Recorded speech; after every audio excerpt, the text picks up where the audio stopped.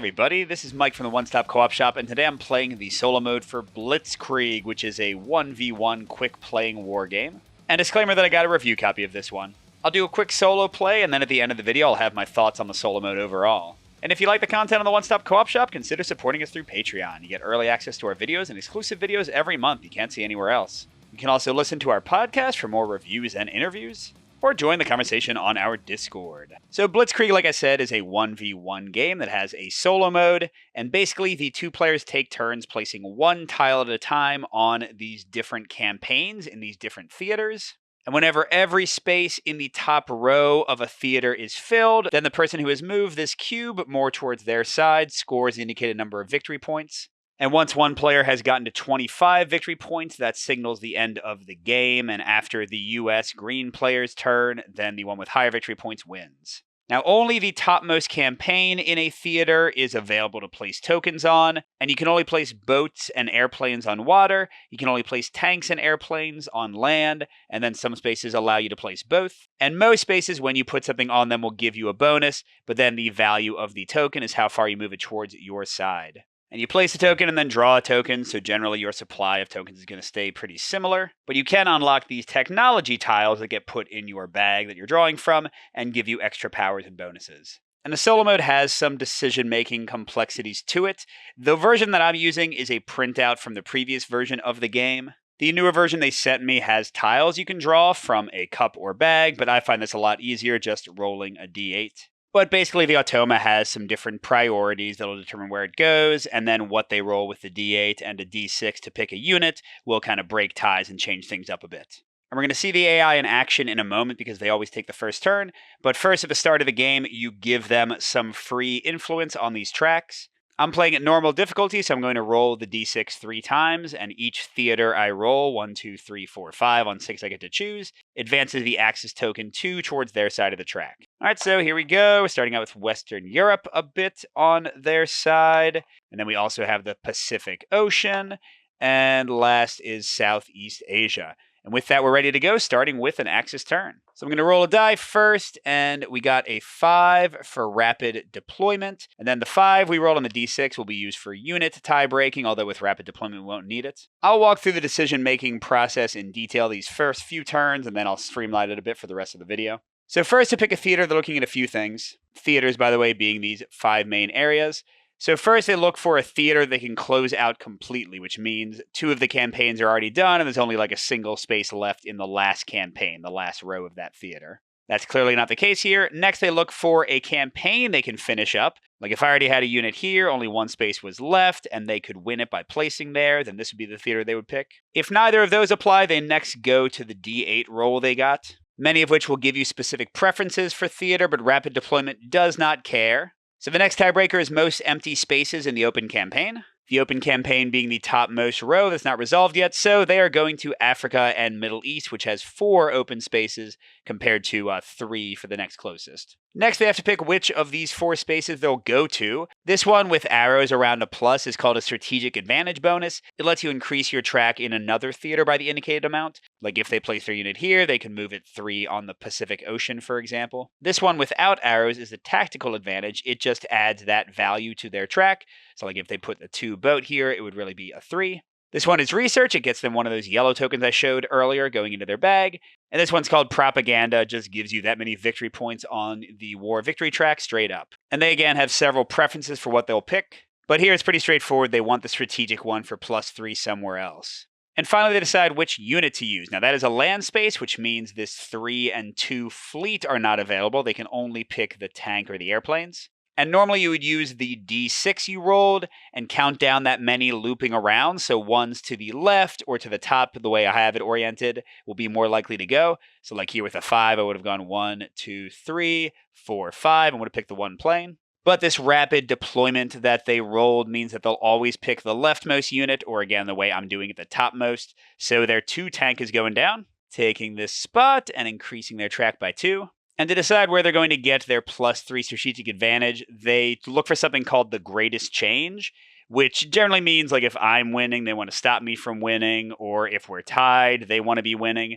So in this case, they're only tied in a single place and they're winning everywhere else. So Eastern Europe is going to go 3 in their favor. And we finish by sliding tokens up to fill the gap, and we draw a new one for them. In this case, it's their admiral, who's going to be a 1+1 for every fleet in the same theater where he's placed, including himself. So he's really a 2 minimum and could be like a 3 or 4 or 5. And that's it for one bot turn. Let's go to my turn and see my options. And then again, I'll slowly speed up the bot turns as we go. So I'm losing everywhere, which is just lovely. But I've got a lot of options here for what I can do. I can go to a factory, which will let me draw an extra token from the bag. So I'll have 4 tokens to choose from each turn. Or in a similar way, I can go here to bomb the enemies. That will take away one of their tokens. And in the case of the bot, I get to choose which one. So I could like ditch that admiral or ditch that 3 boat. And if you can bomb them the bunch, you can seriously hamper their abilities, which is nice. I could get tech, although there's a billion places to get tech. Yeah, you know what? I do like the idea of bombing them. I'm not going to put down my 2 boat yet, though, because I know they can beat me anyway. So why use my best tool? So I'm going to go there, move the track 1 towards me for my 1 power. And I'm going to bomb their 3 boat, and they don't replace it, so now they'll be picking from 3 tokens for a while. This goes back in their bag. And just like them, I draw, and I get a 2 boat, so more things for the Pacific. All right, coming back over to the bots. We're going to roll again, but we cannot get a 5 again. With the tokens, how it works is you just leave out the last token you drew. Okay, so they're going to do economic warfare, which means they're preferring a theater that has an industrial spot. Those are the little factories that let you draw more tokens, or a bombing spot. So they would have bombed me if they could have, but now they're going to get their own capacity back up. And then we'll have a 1 for the tiebreaker when we get to that. But actually, in this case, they're going to ignore their D8 roll because, remember, they always prioritize first theaters they can finish and then campaigns they can finish like here. So they're going to go here to score the Pacific Ocean. Once this campaign is filled, whoever's winning, which will be them, will get 2 victory points. So that's the only spot they can go to, and we do use the D6 this time. With it rolling a 1, they'll take the first option, which is their 1 plane here. So they get a random yellow technology tile into their bag, and they go up 1, and we score this campaign for 2 victory points. They are ahead, so they get 2. By the way, if they had reached or passed this shield, they would get +1, so 3. If they reach or pass here, they get +2 or 4. And if either of us ever gets to this spot, we immediately close this campaign, and they score all the points that are left over and get to resolve every single space that's left over. So their domination continues, and I put their technology tile in, and now they're getting a 1 tank. I like those weak ones. All right, coming around to me, I don't want to miss this opportunity. They just opened up a double technology gain, so I'm going to put my 2 boat there, which will tie things back up. And I get to draw 2 of these special tiles and add them to the bag. We'll see when they come out later. And I got my army commander, which is just like their admiral, except for tanks, which is terrible because I have literally no tanks at all. So that's probably going to be a dead tile for a while unless I just want to waste it. All right, coming back around to them. They can't get a 3. Instead, they're going to do a 4, which is for the glory. And here they'll prioritize the theater with the highest victory point value in the current campaign. And then they'll try to go to spaces that give them victory points as well. Though, of course, again, they would first prioritize spaces they can finish, but there aren't any of those. So they're going to want to go to Africa and the Middle East because that's worth 3 victory points versus... Oh, actually, this one's also 3, but this one has a victory point space and this one doesn't, so that'll break the tie. So this is a land or sea, which means they'll just use whatever. They rolled a 1, which means the 1 plane will go in, earning them an immediate victory point for going there and pushing it 1 more to the right, so they're almost to the bonus spot there. And they draw, oh my gosh, a big boat. Very nice. And now coming back around, I could go to Africa, Middle East, just to prevent them from getting to that bonus one faster. Although it would just serve to accelerate them going there themselves. But honestly, I'm okay with that. So I'm going to go here, get a tech. I could go here and make my boat a 3 instead of a 2. But I kind of want to take the free spots so they're less likely to use their 1 tank. I want to make them sort of waste like one of their big things here. So yeah, let's go there. Decrease their lead by 2, and I get another yellow tile. Hopefully these will come out soon and be good. And we got a 2 tank. Hey, there we go. That can work with my army commander eventually. All right, they can't get a 4 again, although they're definitely going to go to Africa and the Middle East, so it probably won't matter very much. Oh, they're going for a place with bombs and factories again, but they won't, because being able to close and win always takes precedence. And they rolled a 4 for their unit, but we're not counting a tank. So 1, 2, 3, wrap back around. They're using their 2 boat, which becomes a 3 that will get them to the +1 victory point. So they're scoring 4 here. And yeah, they're doing great. Me, not so much. And they draw, geez, they're getting big ones. A 3 tank. I wish I could bomb them again, but nothing's available right now. All right, I think I want to take this 2 industrial place from them before they get it, because then they would be able to use just a ton of units. So that's a water. I'd have to send my airplane. Well, let's do it. So that's a 2 for me, and I'm getting 2 immediate tokens plus my redraw. Oh, and here we go. Now tanks are coming up. I got a 1 and a 3, and then I got one of my technology tiles, which is a 4 fleet. Not bad at all. All right, and they got a 3 again. No, they didn't because they just got that last time. Oh, they actually are doing a 3 again because steamroll means that they repeat whatever the last one was. So they're going to prefer a place with industrial or bombs. There's only industrial available. And this time it actually matters because they can't automatically finish this one off yet. So we're looking at actually 3 of the theaters have industrial in them. So then they look at which one has more open spots. And then out of those, which one has a higher victory point value. So they are going to this industrial space, which means it has to be a boat. And I rolled a 4, which means the tanks don't count. 1, 2, 3, 4. Their 3 is going there. Oof. They are not tied with me anymore. And they're getting a bonus tile, which kind of dashes my plans for victory.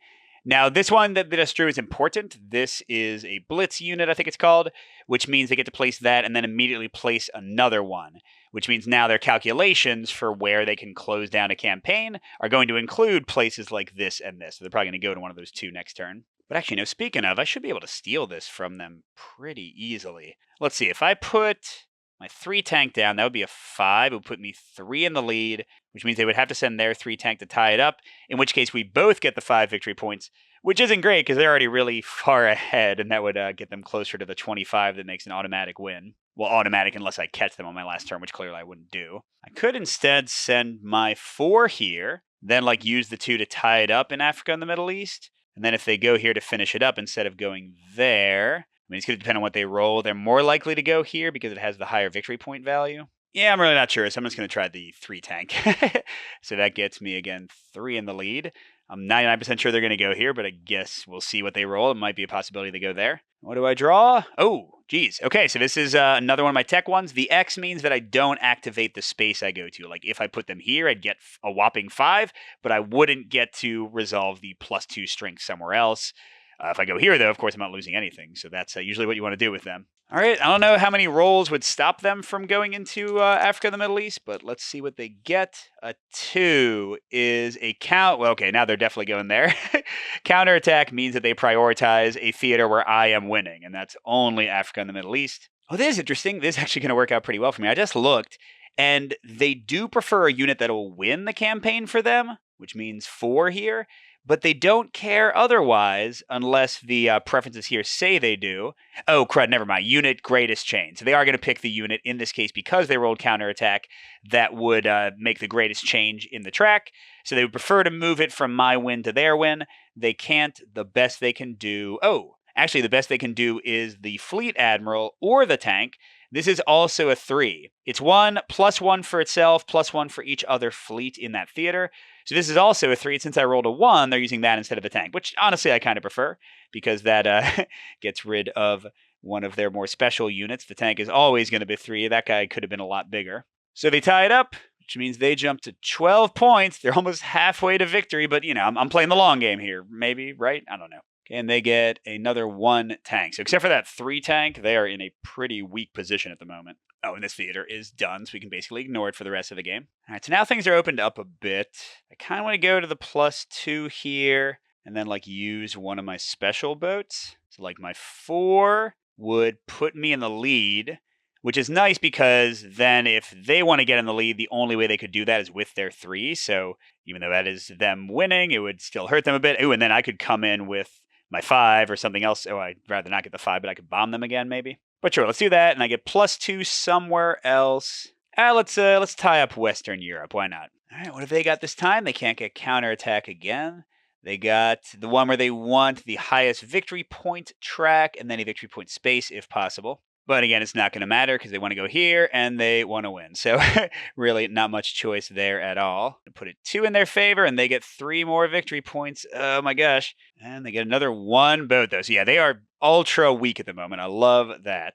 Oh, I forgot to draw for myself, didn't I? Ah, perfect. Okay, I got a plane because I wanted to bomb them before they can bomb me. I really don't like being bombed. So I'm going to go here to bomb them and go 1 in my favor. Yeah, they might get the 2 victory point spot, but then I can certainly move this into my victory point thing with my giant boat there. And I can bomb one thing. I don't want them to suddenly win this, so let's put their blitz back in the bag. That's definitely the way to go. All right, and next, they're repeating. What was it from last time? Oh, it's For the Glory. Okay, so they're doing For the Glory again. Oh, which means they're going here and they want that space. So they rolled a 2. So they're going to use their 1 boat here. And okay, nice. So I can absolutely win that if I want. But they do get 2 more victory points. That part's not great. But hey, it's okay. We'll just let them win nothing for the rest of the game. At least that's the hope. Oh, dang it, I forgot to draw again. Ooh, I got a 3 tank. That's perfect, because I didn't want to waste my 5 boat here if I didn't have to. I'd much rather use this 3 tank and just squeak out the win there. So that's going to get me 5 victory points and them nothing and close down that theater. And I'm not going to forget, again, ooh, there's my admiral. But the only place that I had a lot of boats are all done, so that's not going to be great. And actually, I've used so many tanks elsewhere that my, my army commander is not so great either. But yeah, we are down to 3 more theaters, and they still have a commanding lead. All right, so let's see what they're going to do. We can't get steamroll again. So this time, they're doing economic warfare. So they're going to look for bombs, but there aren't any, so they're going to look for an industrial place. There are 2 with that, and then they prefer the one with more spots. They're going right here, and they only have a single boat. So I guess that's what's happening.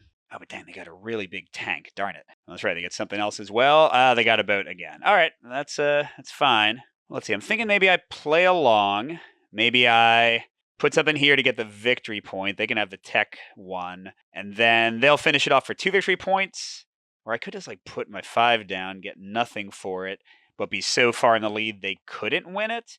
And then they might kind of let me place, but then they could bomb me, which I don't necessarily love. Well, I do have a boat here. If I put another one down, then I could eventually use my admiral, and it would actually be pretty good. Yeah, I don't want to give them any more free victory points. So let's just go big. So that's 1, 2, 3, 4, 5. I don't get the bonus for going there, though. And I got another tank to go with my army guy. All right, what do they do? Not a 3. They're going to go for the glory spot again, although they only have 1 place they can finish, so that's going to be pretty obvious. Oh, no, I'm lying. I'm so far ahead, they don't want to go there because they wouldn't win it. Yeah, so they want the highest victory point campaign. Oh, and then they want the one with the most victory point spaces, which is actually going to be here. And they prefer a victory point space. Do they care if it's the highest or the lowest? Doesn't say they do. But they do prefer spaces from left to right. So they're going to go for the 2, which means only their 1 boat can get it. But that's 2 more victory points for them. Gosh, they're doing good. Oh man, look at this. They are completely locked out of water. I don't mind that at all. So, let's maybe we really try to go big on Western Europe and like let them do Southeast Asia for a while. I don't know. Let's do like a 1 tank here. That'll get me to the bonus victory point. So that'll get me a tech tile and 3 victory points. I got another weenie tank. That's not great. Okay, not sure what they'll do here. They're going for economic again, which means I think they're going to want to bomb me. Yep, the tiebreakers come down here. Okay, and they rolled a 1, so it'll be their 1 tank. And I randomly put one of these back in my bag. And, it's my army commander. That's okay. And they got a plan, give them some flexibility again. Let's go right back here, I think. Do I want to do a 2 tank this time? Sure. Let's do a 2 tank. Gets me past the 1 victory point thing again, although they've got big enough tanks to easily undo that. And I do get an extra tile. So I'm back to 5 again. I got an airplane and a big boat. Nice. And once again, they're unlikely to go there because it would just help me by closing out that place. Although you can never be too sure. Let's see what they go for now. 2. Oh, actually, yeah, never mind. They want to go where I am winning. And normally they would want to create the greatest change possible, but they don't really care if it's not going to actually make them beat me, so it's just random.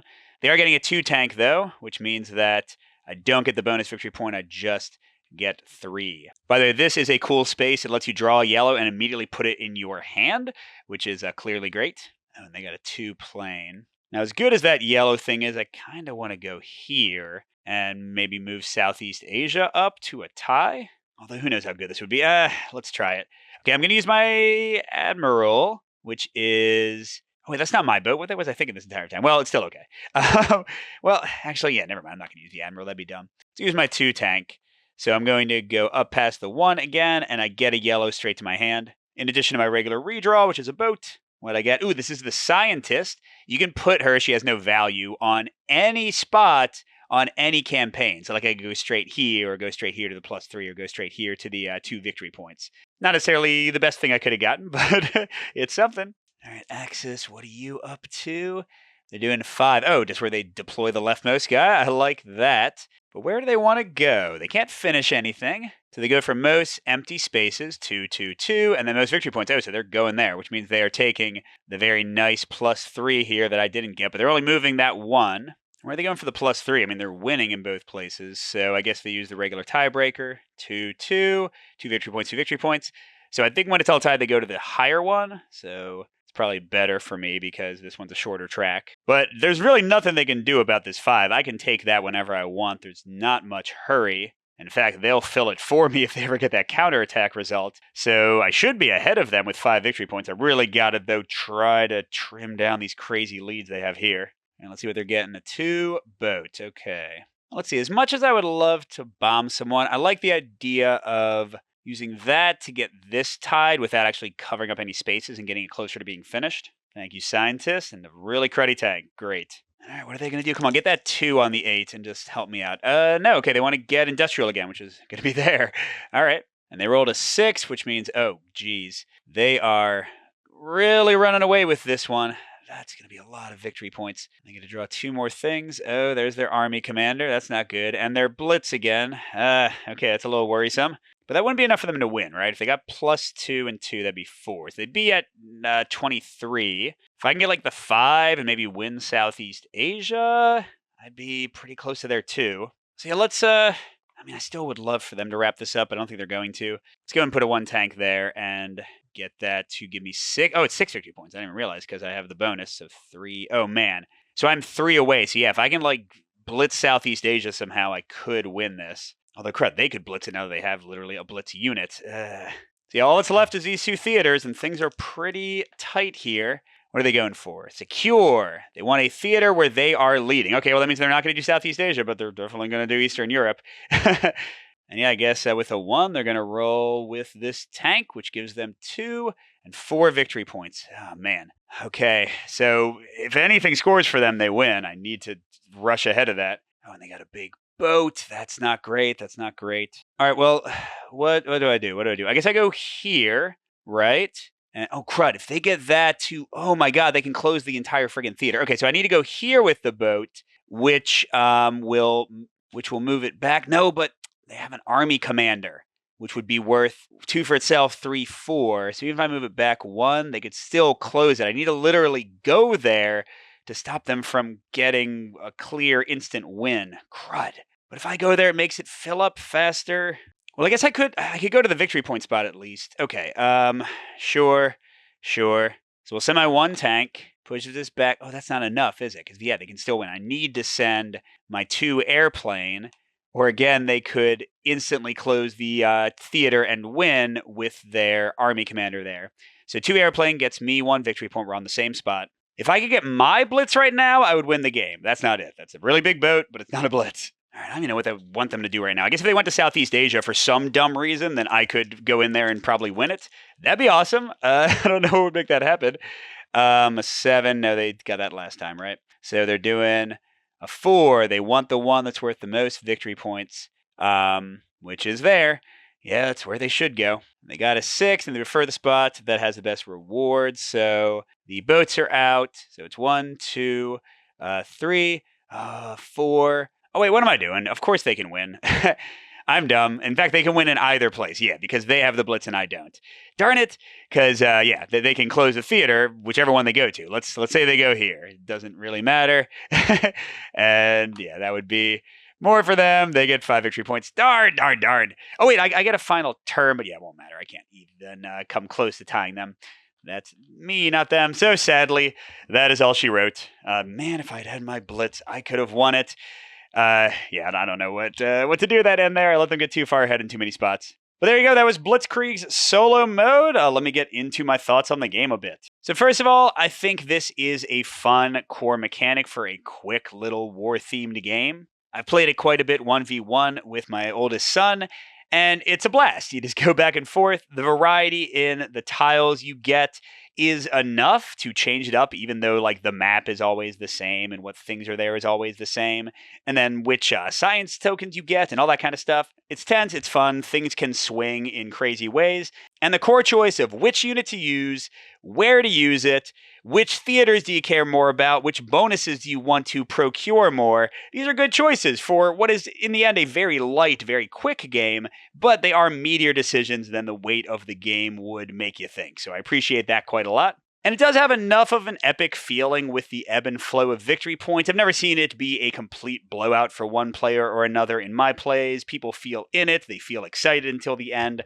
So I do like the core gameplay. It's easy to teach, but it has some thought behind it. Now, how about the solo mode specifically? Well, first of all, my first suggestion, go to BGG, go to the old version of the game. I think it's the 2019 one or the 2020 one, and not the newer version that I'm covering here. And print out this dang sheet, because otherwise you're like looking through a lot of pages. They have what all these tokens mean in here, but nowhere else. They have some of the AI preferences here, but not some of the other preferences, including all of this stuff. So without printing out this quick reference, which again, some user made on BGG, I was finding the game very frustrating. I also personally don't like having to pull the tiles each time to see what they do.